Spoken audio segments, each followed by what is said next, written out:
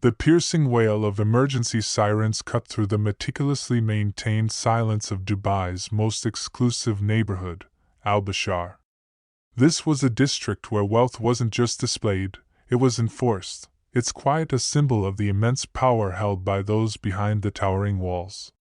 Inside one such property, a palatial mansion that resembled a modern-day palace with soaring marble columns and accents of real gold, a scene of controlled chaos was unfolding.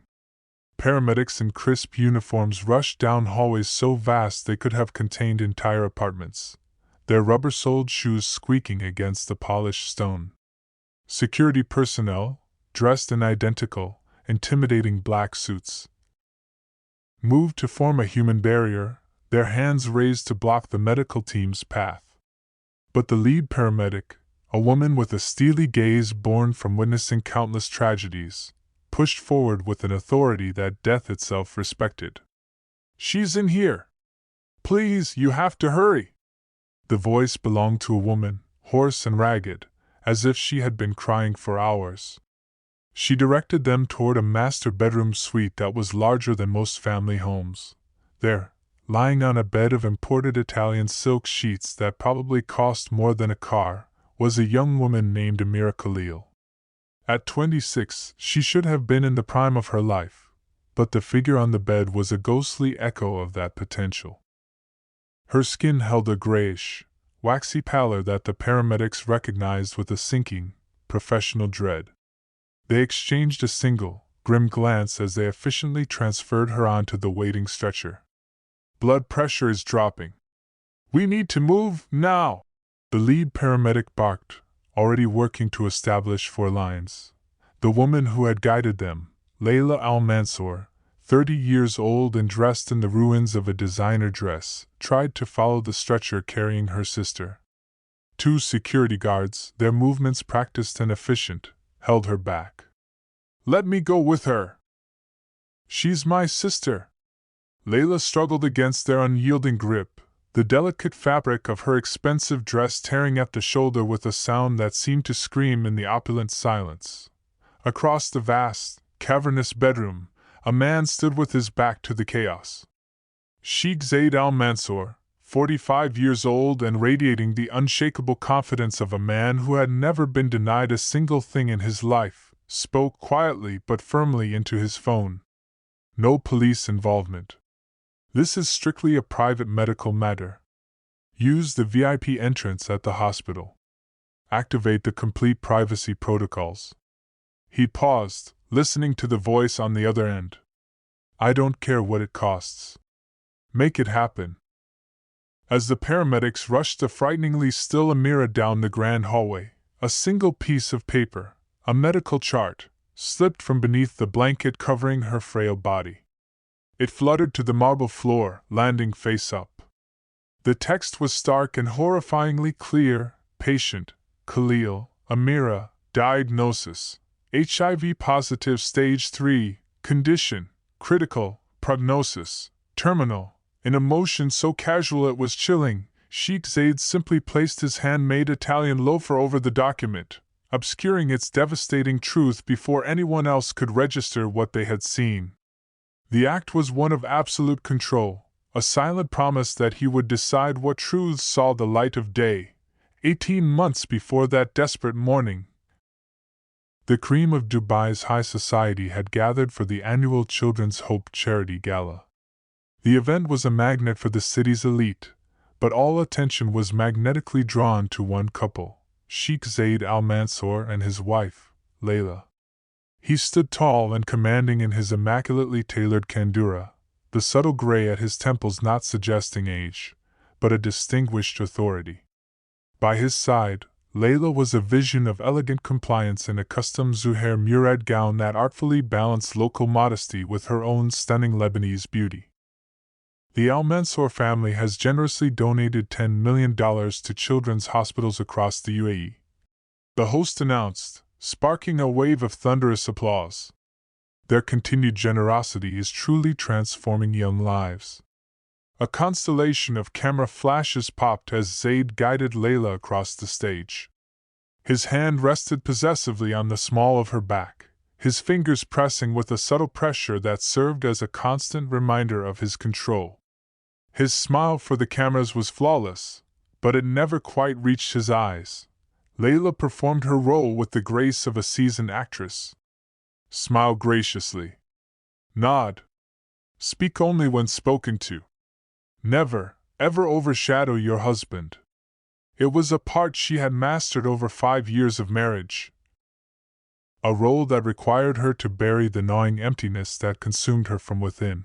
Later, in the soundproofed interior of their Rolls-Royce Phantom, Zayd scrolled through emails on his phone, not bothering to look at his wife as he spoke. You were perfect tonight. The dress was an excellent choice, thank you. Layla replied, the words automatic, robotic. She stared out the tinted window at Dubai's glittering skyline, a man-made constellation of ambition and wealth that mirrored the beautiful, hollow fantasy of her own life. Their home was not a house, it was a compound, sprawling across 2 acres in the Al-Bashar district. 22 rooms were maintained by a staff of 30 people who moved through the enormous space like silent, efficient ghosts. For Layla, this 15,000-square-foot monument to luxury had long since become a gilded cage, a prison where her every movement was observed and reported back to her husband. Mrs. Al-Mansour, your medication.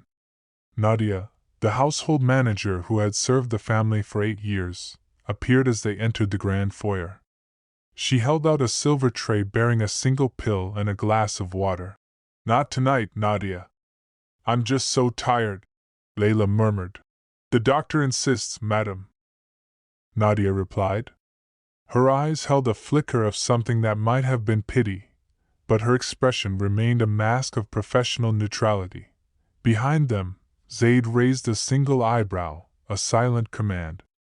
Take your medicine, Layla. Without another word, she placed the pill on her tongue and swallowed. 3 weeks later, a ripple of genuine life disturbed the stagnant atmosphere of the mansion. A taxi deposited Layla's younger sister, Amira, at the imposing front gates. Amira!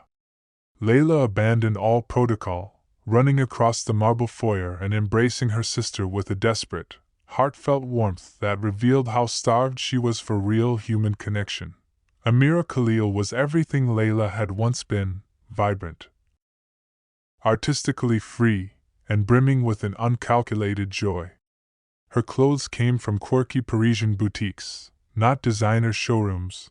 Her laughter erupted freely, without a second thought, and her eyes still shone with the light of a woman who believed she was the author of her own destiny. This place is absolutely insane, Amira whispered as Layla gave her a tour of the cavernous rooms.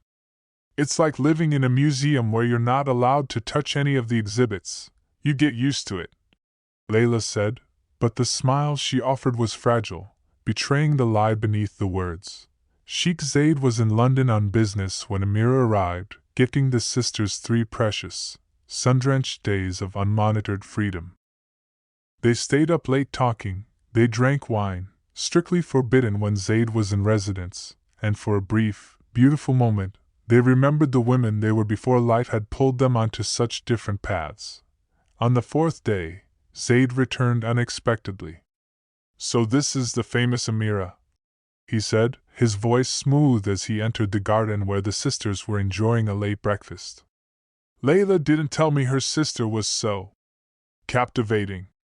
There was something in his gaze, a predatory assessment thinly veiled behind a façade of courtesy, that made Layla's stomach clench with a familiar, cold fear. Thank you for letting me stay, Sheikh Al-Mansour, Amira said, standing respectfully as Layla had instructed her. Please call me Zayd. We're family now. His smile revealed a set of perfect, brilliantly white teeth that had cost more than a luxury sedan. I understand you're an artist. Yes, I studied in Paris. It's nothing special, really.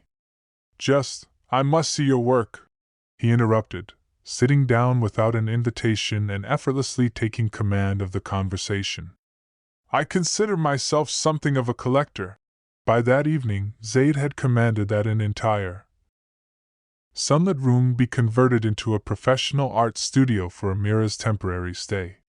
Canvases, easels, and paints of a quality Amira could never have afforded appeared as if by magic. "This is too much," Amira told Layla, watching servants carry in supplies that cost more than she earned in months at her Paris gallery job. "This is what he does," Layla said, her voice barely a whisper. "He overwhelms people with generosity until they feel they can't possibly say no to anything he asks. It's just for a few weeks." Amira laughed, still blissfully unaware, still believing in her own agency. "Then it's back to my tiny Paris apartment." But Layla had seen the way her husband watched her sister. It was the same hungry, possessive look he had given her years ago, when she, too, had foolishly believed in her own power to choose. And the sight of it filled her with a deep, chilling dread. The first private art lesson occurred exactly 14 days after Amira's arrival. "I've always wanted to understand the soul of modern art," Zayd told Amira, appearing at the studio door unannounced. "Perhaps you could be my teacher." Amira glanced uncertainly at Layla, who stood frozen in the hallway, but Zayd simply stepped inside and closed the door with a soft, definitive click. They emerged 2 hours later. Zayd looked immensely pleased with himself. Amira was flushed and visibly flustered, her thoughts a tangled mess. "He just asked about my techniques," she told Layla later, her voice pitched slightly too high. "But the way he listens, it's like every word I say is the most fascinating thing he's ever heard. He makes me feel." She stopped abruptly, a faint blush coloring her cheeks. "It's nothing. He's your husband, be careful," Layla whispered, gripping her sister's arm with surprising intensity. "Please, just be careful." The gifts began to arrive with a calculated, strategic precision. First, a rare set of vintage French oil paints for Amira, a diamond bracelet for Layla.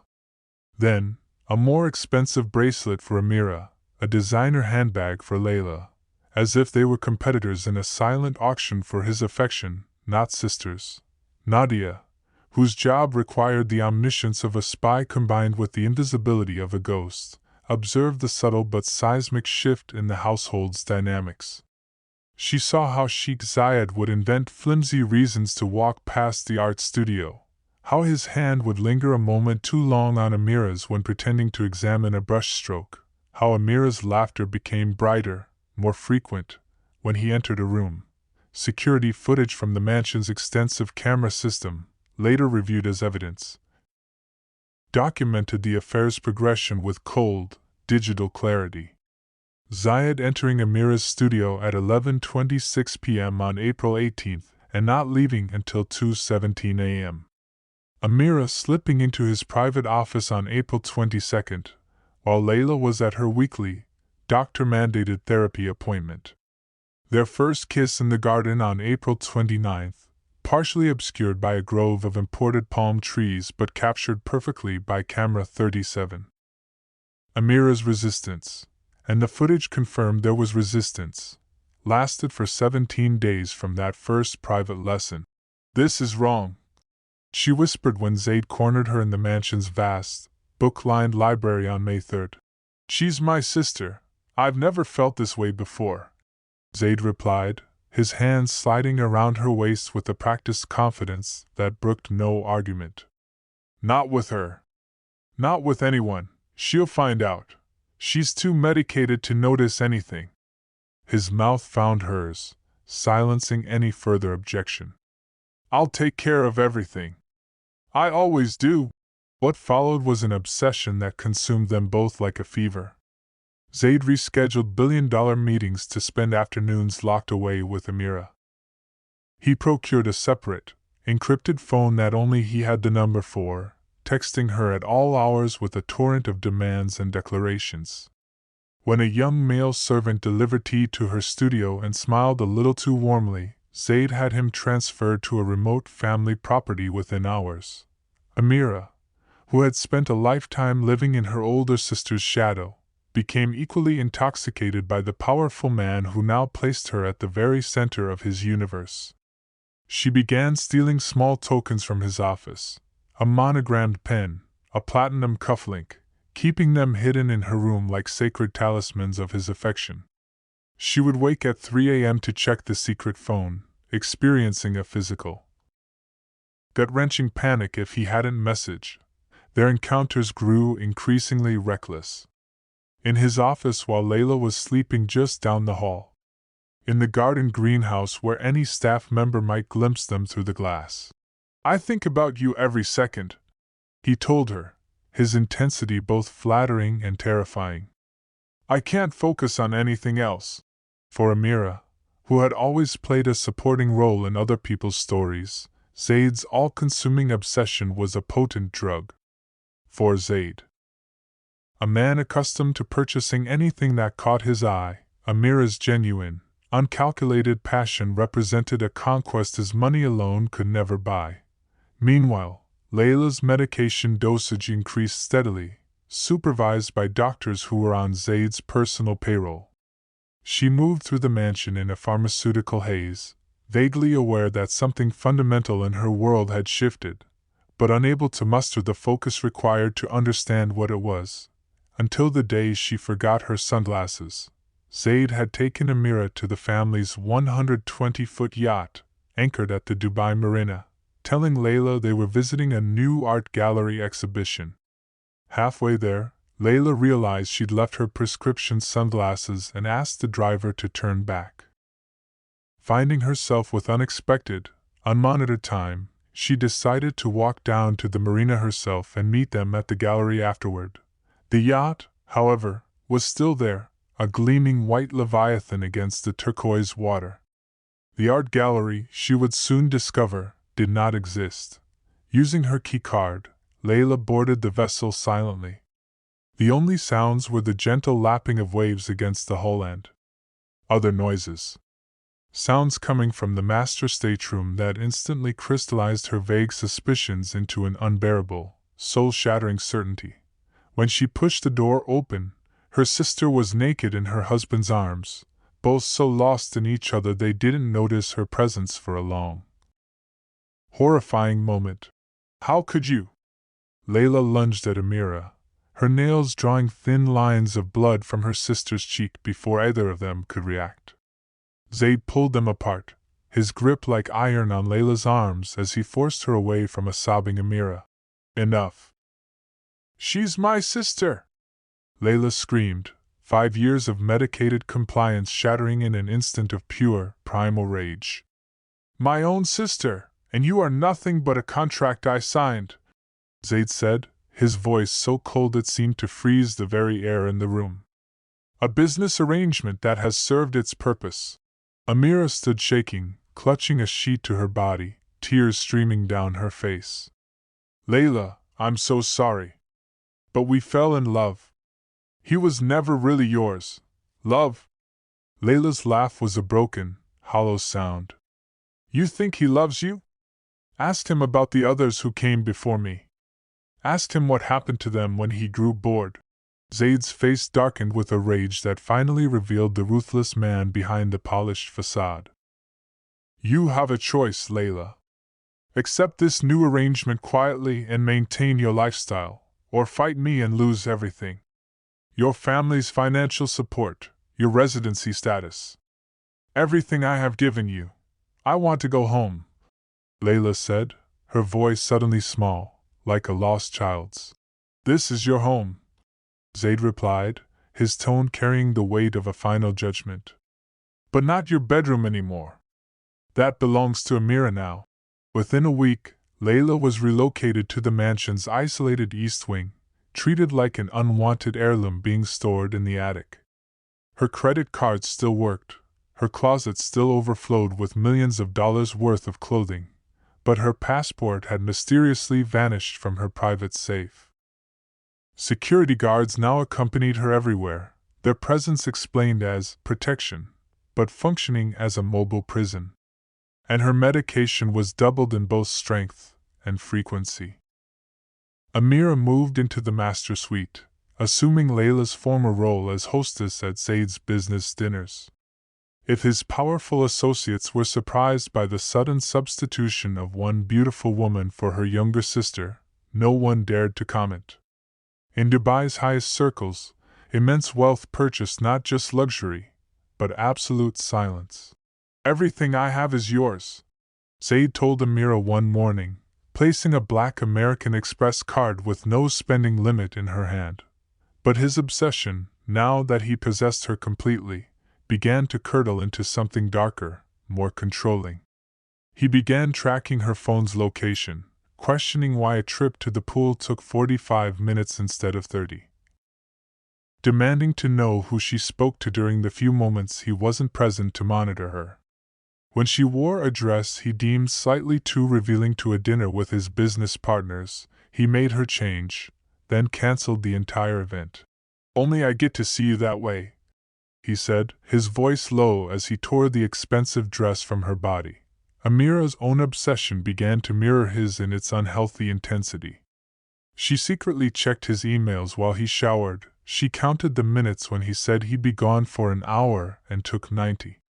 Once, finding a single, long blonde hair on his jacket that couldn't have belonged to either her or Layla, she flew into a rage and smashed a priceless Ming Dynasty vase against the wall.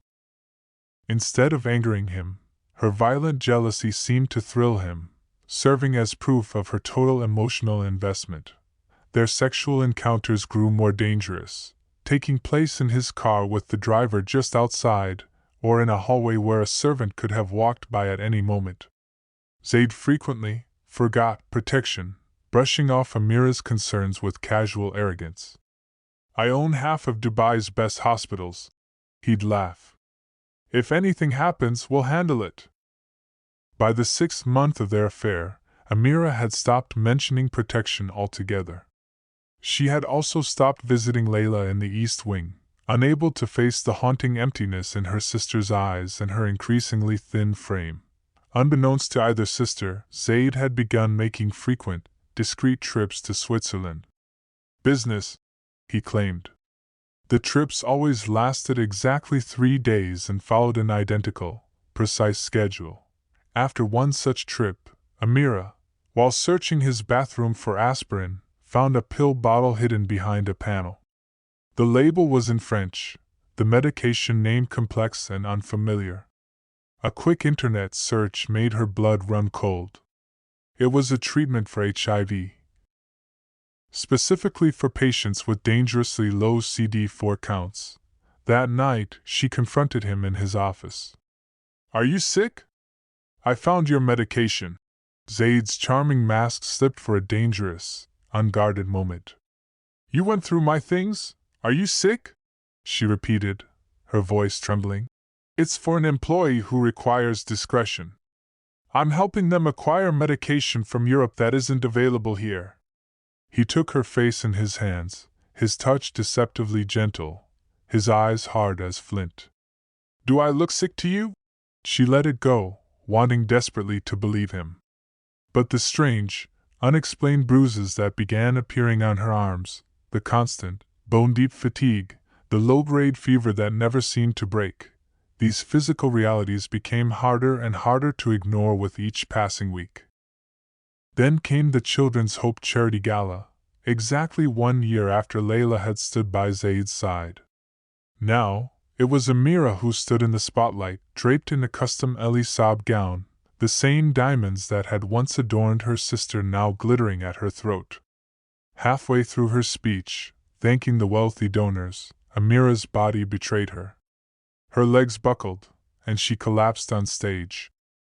"It's just exhaustion," Zayd assured the stunned crowd as his security team materialized to rush her out through a service entrance. "She's been working too hard preparing for her art exhibition." But in the privacy of the limousine, his mask vanished completely. He made a series of rapid, urgent calls to private doctors, speaking in Arabic too rapid and complex for Amira's basic understanding. The medical facility they took her to was unlike any hospital she had ever seen. It resembled a 5-star hotel, with no paperwork, no waiting room, no other patients in sight. The doctor, an elegant woman in her 50s named Dr. Nazreen Amir, spoke with Zayd alone first, their conversation muffled behind heavy, soundproof doors. "We need to run some tests," Dr. Nazreen said when she finally came to examine Amira, her face a carefully composed blank slate. "What's wrong with me?" Amira asked as a nurse drew vial after vial of blood from her increasingly thin arm. "Let's wait for the results," the doctor replied, her tone devoid of warmth. 4 agonizing hours later, Dr. Nazreen returned with a thin file. She dismissed the nurses and closed the door, her posture suggesting she was delivering news she had given before, and never with any joy. "Miss Khalil, have you ever been tested for HIV before?" Amira felt the solid floor of reality drop out from under her. "No, I'm not. Your blood work indicates that you are HIV positive, and your CD4 count is critically low, suggesting the infection has been present for some time. You are in what we classify as stage 3 HIV infection." "That's not possible," Amira whispered, her voice small and childlike in the sterile quiet of the room. "I've only been with Zayd, and before him, just one boyfriend in Paris, years ago." Dr. Nazreen's expression didn't change, but something unreadable flickered in her eyes. "I see." She made a note in the file. "We will need to start you on antiretroviral therapy immediately. Does Zayd know? The Sheikh has been fully informed of your condition." Amira's mind flashed with a series of devastating images: the hidden pill bottle, the frequent trips to Switzerland, the casual, repeated disregard for protection. With a clarity that felt like a physical blow, she pushed past the doctor, still in her hospital gown, and found Zayd speaking in hushed, intense tones with another physician in the hallway. "You knew," she said, her voice cracking under the weight of the betrayal. "The medication I found. You already have HIV." His face hardened into the expression his business rivals knew and feared. "Not here." He gripped her arm with painful force, steering her back into the private room. Once the door was shut, he released her. "Yes. I've known my status for 3 years, and you didn't tell me? You didn't use protection? You." Amira's voice broke as the full, horrifying implication crashed over her. "You've killed me. Don't be dramatic. People live for decades with it now. The medications are excellent. How could you do this to me?" Zayd straightened the cuff of his bespoke suit jacket, already mentally moving on to the next problem to be managed. "What do you want? Money? An apartment in Paris? Name your price to make this go away quietly." "Go away? I'm dying. You're sick. There's a difference." He checked his watch, a rare Patek Philippe worth more than most houses. "I have a meeting. Dr. Nazreen will explain your treatment options. Whatever you need, tell her, and I will arrange it." As he reached for the door, Amira, with every ounce of her failing strength, grabbed a heavy crystal vase filled with fresh-cut flowers and hurled it at him. It shattered against the wall beside his head, sending water and scarlet rose petals cascading to the floor. "I'll tell everyone what you did!" she screamed, her body trembling with rage and despair. "I'll go to the media, the police. Everyone!" Zayd turned, and the look in his eyes made her take an involuntary step backward. This was not the charming businessman or the passionate lover. This was the true, unvarnished predator. "No, you won't. Because if this becomes public, your sister will be tested too. Have you thought about that? Have you considered what I might have given her during your little affair?" Amira sank to the floor, surrounded by the shards of crystal, which looked like the broken pieces of her own life. Amira returned to the mansion a shadow of her former self, escorted by security, and carrying a bag full of medications that made her violently ill.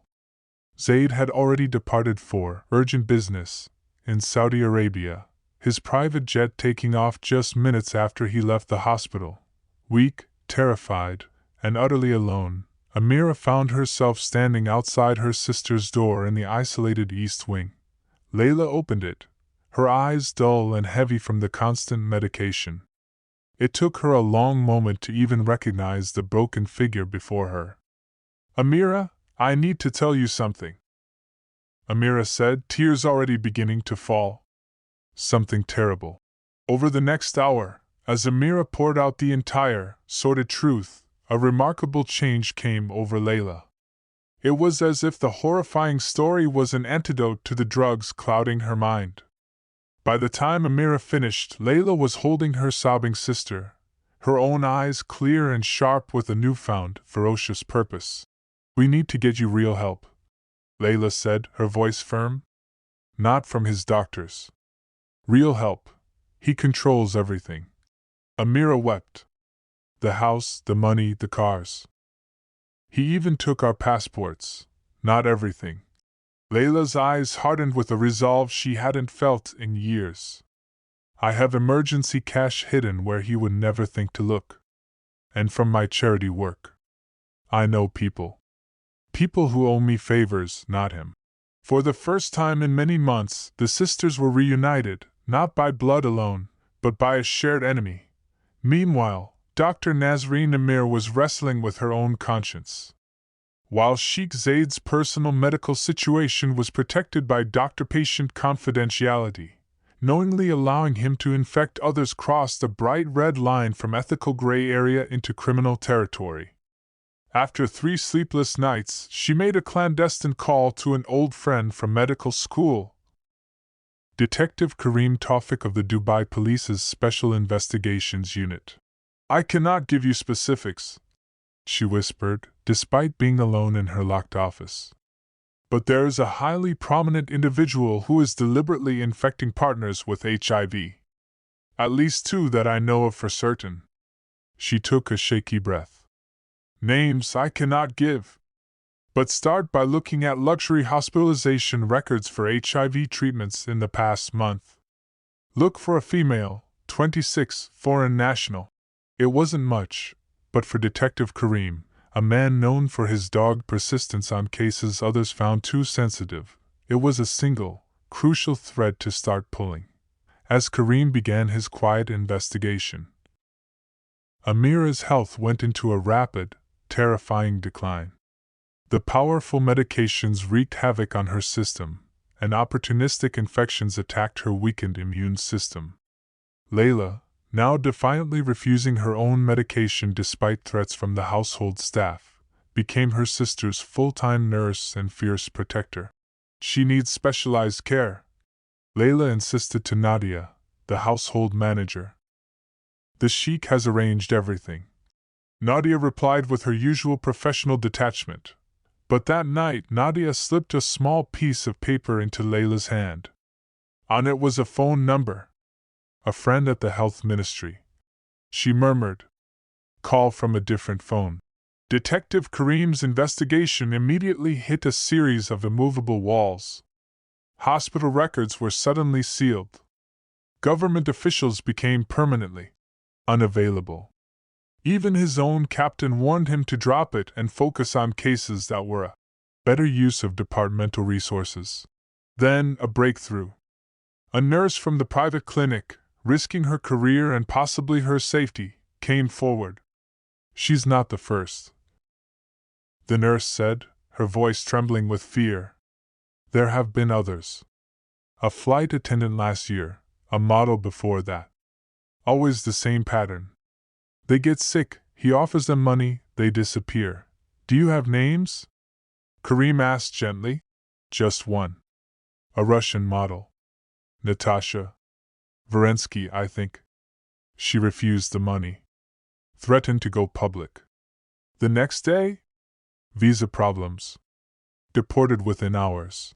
Using his international contacts, Kareem tracked down Natasha Verensky to a small, drab apartment in Moscow. Via a secure video call, her face confirmed the story. "He knew his status when we were together," she said, her voice flat with a lasting trauma. "When I got my diagnosis and confronted him, He offered me 5 million dirhams for my silence. When I refused, his people arrived with immigration police. I had 24 hours to leave the country." She paused, her eyes haunted. "There are others. Many others." As Karim meticulously built his case, Amira's body began to shut down. The private doctors suggested moving her to a discreet facility in Switzerland, far from prying eyes and potential media scrutiny. "No," Layla said, her voice firm and unwavering. "She stays here, where I can oversee her care." That night, with Amira burning up with a dangerous fever, Layla made the call to the number Nadia had given her. Within hours, the official government ambulance arrived at the mansion, leading to the scene that opened our story. By the time Zayd returned from his business trip, Amira was in the intensive care unit of a major public hospital, her care overseen by government health officials completely outside of his control. "What have you done?" he demanded, finding Layla standing vigil by her sister's bedside. "What you should have done," she replied, meeting his gaze without a trace of the fear that had defined their marriage. "Gotten her proper medical care. You've drawn attention." He seethed, his voice low and dangerous. "People are asking questions." "Good," Layla said, standing straighter, a strength she had forgotten she possessed flowing back into her. "They should be." Zayd's hand twitched as if he might strike her, but they were in a public corridor. "This can still be managed. Money will fix this, not this time," Layla said, her voice steady and clear. "Some things, even you cannot buy." What Zayd did not know was that in a moment of painful clarity, Amira had given a full, recorded testimony to a court official Detective Karim had brought to her bedside. She named names, dates, and provided devastating details of how Zayd had knowingly infected her. The case against him was now overwhelming. When Zayd attempted to flee the country on his private jet that night, an alert he didn't know existed was triggered across all systems. Detective Karim was waiting for him on the tarmac. "Sheikh Zayd Al-Mansour," Karim said, his voice calm but firm. "You are needed for questioning regarding an ongoing criminal investigation." "Do you have any idea who I am?" Zayd's voice carried the dangerous edge of a man who had never been told no. "Yes," Karim replied, his gaze unwavering. "That is precisely why I am here personally. Amira Khalil died on a Tuesday morning, as the desert sun was rising over Dubai, painting the sky in hues of orange and pink." Layla was holding her hand. "Tell everyone," Amira whispered with the last of her strength. "Don't let him bury this, like he did all the others." The story broke internationally later that day, creating a media tsunami that not even Zayd's billions and extensive connections could contain. The evidence was too solid, the victim too sympathetic, the crimes too monstrous to be swept under the rug. And as it broke, other women found their courage. A British event planner, an Ethiopian flight attendant, a Canadian teacher, each with the same devastating story: a whirlwind affair with Sheikh Zayd, a mysterious illness, and a lucrative offer for their silence. The scandal that truly erupted, however, wasn't just about Zayd's actions, but about the entire system that had enabled and protected him for years. The hospital administrators who had hidden medical records, the government officials who had expedited the deportations of women who threatened to speak out, the friends and business associates who had known and chosen to look the other way. 6 months later, in a courtroom that was unusually open to the public and the media, Sheikh Zayd Al-Mansour was sentenced to 20 years in prison. The charges were not only for knowingly transmitting a deadly disease but for obstruction of justice, witness intimidation, and a host of financial crimes uncovered during the intense investigation. The case sent shockwaves through the highest echelons of Dubai society, forcing a long overdue reckoning. New, stringent health disclosure laws were implemented across the UAE. The Health Ministry established anonymous, protected reporting systems for victims of similar crimes, Layla Al-Mansour, once a silent prisoner in a gilded cage, became a powerful advocate for women's rights and health, using her painful experience and her platform to ensure that no other woman would have to suffer in the same shadow of silence. Amira's story, which began in secrecy and shame, ended up changing laws and giving a voice to the voiceless, proving that even in the face of overwhelming power, the truth can be a force more powerful than any fortune.